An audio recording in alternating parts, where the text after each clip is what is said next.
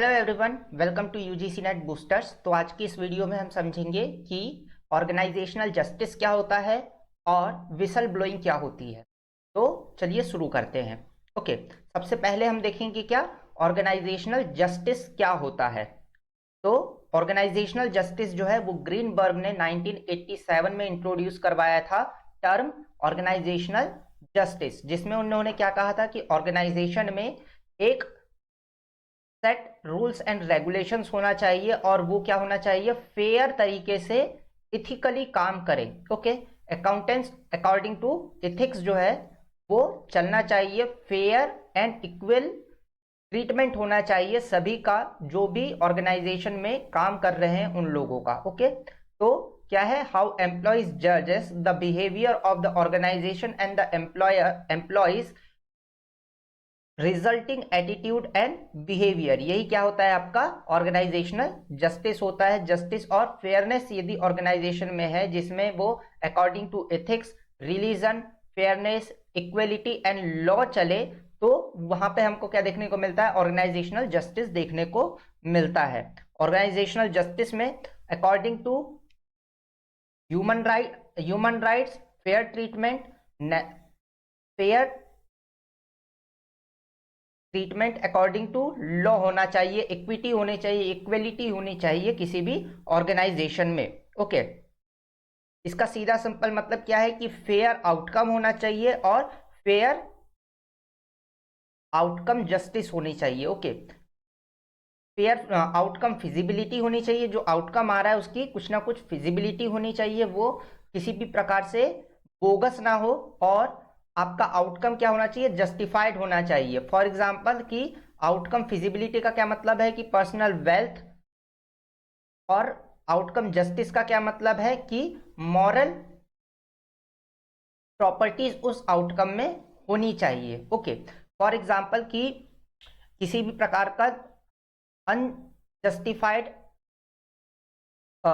Act हुआ है किसी भी ऑर्गेनाइजेशन में, या कोई अंडर पेड है, फॉर एग्जांपल कि सेम काम के लिए किसी आदमी को, पुरुष को, मैन को जो सैलरी दी जा रही है उससे कम किसी वुमेन को दी जा रही है, तो ऑर्गेनाइजेशनल जस्टिस क्या कहता है कि उनको जो है वो फेयर वैल्यू मिले उनके काम की।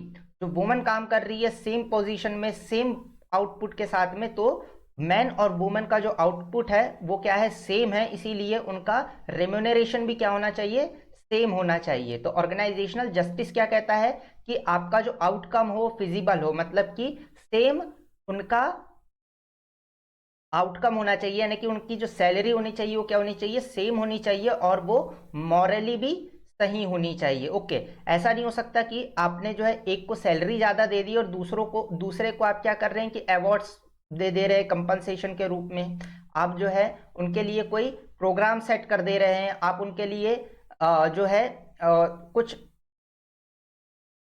जो मॉनिटरी टर्म में ना होकर के किसी और बेनिफिट के रूप में आप देने का ट्राई कर रहे हैं। आपने क्या कर दिया कि उनको टाइम में कंपनसेशन देना स्टार्ट कर दिया, या किसी और तरीके से बेनिफिट पहुंचा रहे हैं, तो वो क्या होगा, जस्टिफाइड नहीं होगा, क्योंकि वो एक आउटकम जो आप दे रहे हैं वो फिजिबल नहीं है, पहली बात, और दूसरी क्या है, जस्टिफिएबल नहीं है किसी भी टर्म में। तो जो जस्टिस मिल रहा है वो क्या होना चाहिए, फेयर होना चाहिए और वो फिजिबल होना चाहिए। ओके, तो यही कहलाता है क्या, ऑर्गेनाइजेशनल जस्टिस। जैसे कि मैंने अभी बताया आपको कि अनइक्वल पे for man and women doing the same job, ये नहीं होना चाहिए। इसके बाद में performance review being conducted by someone with whom the employee has had little previous contact, है ना। आप ऐसे व्यक्ति से परफॉर्मेंस रिव्यू नहीं करवा सकते जो पहले से एम्प्लॉय को जानता हो और उसके साथ में उसके रिलेशनशिप हो। The use of personality invest intervention to select new staff, कोई भी ऐसा पर्सनल इंटरवेंशन नहीं होना चाहिए न्यू स्टाफ की भर्ती के लिए। ओके, और इस प्रकार से मिसकंडक्ट कभी भी नहीं होने चाहिए। तो दो टाइप के हमारे पास में ऑर्गेनाइजेशन, हमारे पास में तीन टाइप के वैसे ऑर्गेनाइजेशनल जस्टिस है। कौन सा, distributive, procedural and interactional. Okay, कौन कौन से हैं, डिस्ट्रीब्यूटिव है, प्रोसीजरल है और इंटरेक्शनल है। ओके, आपका जो डिस्ट्रीब्यूटिव जस्टिस है वो क्या कहलाता है? डिस्ट्रीब्यूटिव जस्टिस में कहलाता है कि आपके जो रिसोर्सेस है उनका डिस्ट्रीब्यूशन फेयर तरीके से होना चाहिए बिटवीन डिपार्टमेंट्स, बिटवीन आपके पर्सोनल्स। ओके, तो एम्प्लॉय के बीच में भी जो आपका रिसोर्स एलोकेशन है वो फेयर तरीके से होना चाहिए, फेयर डिसीजन मेकिंग होनी चाहिए while distributing the organizational resources। Okay, तो इसमें इक्विटी होनी चाहिए, इक्वलिटी होनी चाहिए और अकॉर्डिंग टू दी नीड होनी चाहिए। ये कहलाता है आपका क्या? Distributive justice. इसके बाद में क्या है आपका? Procedural justice. प्रोसीजरल जस्टिस क्या है कि प्रोसेस सभी के लिए क्या होनी चाहिए? सेम होनी चाहिए, एथिकल होनी चाहिए। ओके, अकॉर्डिंग टू एथिक्स होनी चाहिए, according to laws and regulations होनी चाहिए और सभी के लिए सेम होनी चाहिए। जो लीव लेने की प्रोसेस किसी एक एम्प्लॉय के लिए, वही लीव लेने की प्रोसेस दूसरे एम्प्लॉय के लिए भी होनी चाहिए। ऐसा नहीं कि आप किसी को फेवरेटिज्म करके उसकी लीव जो है वो ज़्यादा जल्दी अप्रूव कर दे और दूसरे को लीव ही ना मिले। तो जितनी भी प्रोसेस है ऑर्गेनाइजेशन में वो कैसी होनी चाहिए? फेयर होनी चाहिए, ट्रांसपेरेंट होनी चाहिए, अकॉर्डिंग टू प्रॉपर हायरार्की होनी चाहिए और उसमें किसी भी प्रकार के बायसनेस नहीं होनी चाहिए। यही आपका क्या? Procedural justice. इसके बाद में क्या है आपका? इंटरेक्शनल, है ना। इंटरेक्शनल क्या बोलता है कि आपका इंटरपर्सनल रिलेशनशिप क्या होना चाहिए? फेयर होना चाहिए, आपको प्रॉपर मैनर में सभी लेवल के लोगों से बात करनी चाहिए, आपको सभी से ट्रुथफुल होना चाहिए, जो इंफॉर्मेशन प्रोवाइड की जा रही है वो क्या होनी चाहिए? फेयर होनी चाहिए, जो इंस्ट्रक्शन दिए जा रहे हैं वो सभी को क्लियर और फेयर होने चाहिए। आपने किसी प्रकार का कॉन्ट्रैक्ट साइन किया हुआ है तो वो अच्छे तरीके से एक्सप्लेन किया हुआ चाहिए और आपकी बात जो है वो हर किसी के लिए सेम सेंस में की जानी चाहिए। यही कहलाता है आपका क्या? Interactional justice. ओके, तो इंटरेक्शनल जस्टिस में आपको क्या देखने को मिलता है? इंटरपर्सनल जस्टिस और इंफॉर्मेशनल जस्टिस, है ना। कि इंटरपर्सनल जस्टिस क्या है कि आपको लोगों के साथ में पोलाइटनेस के साथ में बात करना है, आपको डिलीगेटी के साथ में बात करना है, रिस्पेक्टफुल होकर के बात करना है। दूसरा क्या? इंफॉर्मेशन, कि फेयर इंफॉर्मेशन आपको दूसरों को प्रोवाइड करना है, मतलब एम्प्लॉइज को प्रोवाइड करना है। तो यही है आपका क्या? Organisational justice. इसके बाद में हम सेकेंड सेक्शन पे आते हैं। क्या है वो? है विसल ब्लोइंग। विसल ब्लोइंग क्या होता है कि आप किसी भी अनफेयर प्रैक्टिस के बारे में सामने आकर के बोलते हैं कि ये पर्टिकुलर जो प्रैक्टिस हो रही है वो अनफेयर है, ये मिसकंडक्ट है लॉ का और ह्यूमैनिटी का। तो इस कंडीशन में जो आकर के सामने भांडा फोड़ करता है, मान लीजिए सिंपल लैंग्वेज में बोला जाए तो क्या करता है? जो भांडा फोड़ करता है या जो सामने आकर के ट्रुथ को सामने रखता है उसको बोला जाता है क्या? Whistle blower. और इस प्रोसेस को क्या कहा जाता है? विसल ब्लोइंग कहा जाता है। ये दो टाइप की हो सकती है, एक तो इंटरनल हो सकती है और दूसरी एक्सटर्नल हो सकती है। इंटरनल में क्या होगा कि आप ऑर्गेनाइजेशन के अंदर वाले लोगों को ये बताएं कि ऑर्गेनाइजेशन में ये चीजें गलत हो रही है जो कि नहीं होनी चाहिए। मतलब कि आप अपने अंदर ऑफिसर्स को, ऑर्गेनाइजेशन के अंदर के ऑफिसर्स को इन्फॉर्म करेंगे about any misconduct in the organisation. और एक्सटर्नल विसल ब्लोइंग क्या होगी कि आप एक्सटर्नली लोगों को बताएं, बाहर के लोगों को बताएं about the misconduct in the organisation. Okay, कि किसी प्रकार का थ्रेट है लाइफ का लोगों के, किसी प्रकार का करप्शन हो रहा है, किसी प्रकार का आपको लगता है कि जॉब लॉस हो सकती है, आपको ऐसा लगता है कि आपके किसी सगे संबंधी को लॉस करना पड़ सकता है, लाइफ का थ्रेट है लोगों का, जो वर्कर्स वहां पे काम कर रहे हैं उनके लाइफ का थ्रेट है, आपका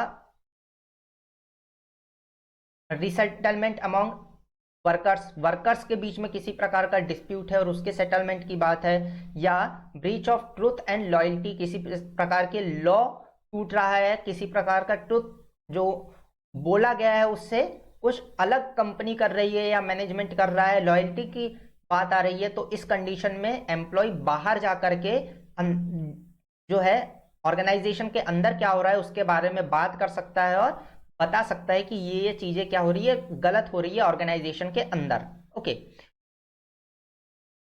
इसके प्रोटेक्शन के लिए एक विसल ब्लोअर जो है एक्ट भी आया है, जो कि 2011 में पेश किया गया था। इसके बाद में उसे प्रॉपरली राज्यसभा से 2014 में 2014 में पास किया गया है। ठीक है, तो इसे क्या कहा जाता है?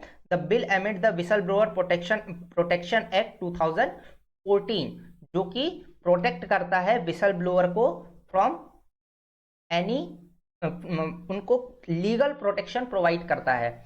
ओके, तो यदि इसमें ये पाया जाता है कि विसल ब्लोअर द्वारा गलत इंफॉर्मेशन प्रोवाइड की गई है, मिसलीड किया गया है फॉर एनी रीजन, तो उसको क्या हो सकता है कि 2 साल की जेल हो सकती है या और 30,000 रुपए का उनको फाइन भी लगेगा। ओके, यदि विसल ब्लोअर द्वारा जो एलिगेशंस लगाए हैं ऑर्गेनाइजेशन के ऊपर वो गलत पाए जाते हैं, तो उसे जो है 2 साल की सजा हो सकती है और 30 साल तक के का उनको, सॉरी, 2 साल की सजा हो सकती है और 30,000 रुपए का उनको फाइन लगेगा। ओके, तो ये है आपका क्या, विसल ब्लोइंग एक्ट 2014 के अकॉर्डिंग।